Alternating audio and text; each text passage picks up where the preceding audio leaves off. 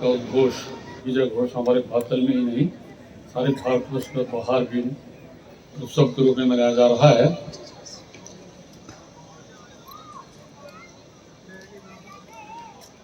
मेरी समझ में नहीं आ रहा है कि अपने ही गांव में अपने ही लोगों के बीच अपने विषय में क्या कहूँगा। मैं एड्रेस भी करूँ तो बहुत बड़ी लिस्ट आदरणीय संजय शर्मा जी ने यहाँ प्रस्तुत किया है, तो मैं ज़्यादा उस विषय में नहीं कहूँगा। मैं सभी महानुभावों को मुख्य अतिथि के साथ उनके साथ विशिष्ट अतिथि या अतिथि से आए हुए या महानुभाव संगीतकार और विशेषकर मैं राजवंश की माई रक्षी सिंह का बहुत हार्दिक धन्यवादी हूँ कि उनके बहाने मुझे ये अवसर मिल रहा है। वैसे तो साहित्य के क्षेत्र में ये चीज़ें होती है, बहुत लंबा काम है लोक साहित्य का या साहित्य का इस विषय में बोलने लगे हैं, क्योंकि साहित्य की विधाएँ बहुत सी हैं। और मैंने विगत 40 वर्षों से बादल रियासत पर नहीं लिखा है, बल्कि सोलनपत जनपद की जितनी रियासतें हैं ऊपर शिमला से ऊपर की 18 रियासतें और नीचे 12 रियासतें, तो 16 हिमाचल है। इसकी संस्कृति को बहुत काम हुआ था क्योंकि 16 जिला बना था।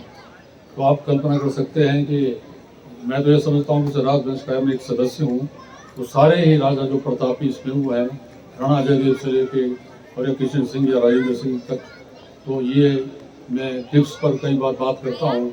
मैं किसी लोक देवता के बारे में बात करता हूँ तो राजा सामने आ जाता है, कोई देवताओं के ऊपर बात मतलब तो आता ही है, लेकिन हमारे जो अन्य विधाएँ हैं साहित्य की, किले हैं, मंदिर हैं, लोक गाथाएँ हैं, तो राजाओं से इसका नाम जुड़ा है। तो हमारी जो समृद्ध विरासत है, ये परमार वंश की बागड़ रियासत की विरासत है। और गांव हमारा सभी छोटा बच्चा भी ये कहेगा कि हम तो राज खानदान संबंध रखते हैं। हमारे पूर्व के संगीतकार थे, वैद्य थे, जोशी थे, और बाहर उनका नाम था, पहाड़ों में नाम था, पंजाब में नाम था। ये मेरी पुस्तकों में आप एक प्रतिबिंब के रूप में देख सकते हैं। मैंने ये प्रयत्न किया है कि जरा सोलन की संस्कृति हमारे बागल की नहीं, कि उसको बड़े ऑथेंटिक रूप से प्रामाणिक रूप से सामने लाया जाए, ताकि नई पीढ़ी उस पर और शोध करे। कोई पूर्णता का दावा तो नहीं कर सकता, लेकिन मैं कह सकता हूँ कि पहली बार मैंने लोक देवताओं पर जो शोध पुस्तक प्रस्तुत की है, ये हमारे सारे यहाँ लिखी के भी और मैं फिर सारे हिमाचल भी उसमें लिए हैं। तो इन लोक देवताओं की पुस्तक का 3रा एडिशन मेरा छप चुका है। लोगों की बड़ी डिमांड रहती है, आज मध्य प्रदेश से किसी आप मैंने उसको किताब मंगवाई है। तो क्योंकि गूगल में ये सारी पुस्तकें हैं, मैं अनुरोध करूँगा, ज़्यादा नहीं बोलूँगा, मेरी 8 पुस्तकें भारतवाणी नाम से गूगल में है, जो कि भारत सरकार का एक पोर्टल है, Bharatvani, Indian language and culture department से मैसूर से है वो। और डायरेक्टर साहब यहाँ धर्मशाला में बैठते हैं, वो किताबें मुबारक हैं मेरी कि संस्कृति में ही है। तो 2-3 किताबें गूगल में और विद्वानों ने भी डाली है, तो खरीदने की ज़रूरत भी नहीं है, आप जैसे चाहें उनको लें।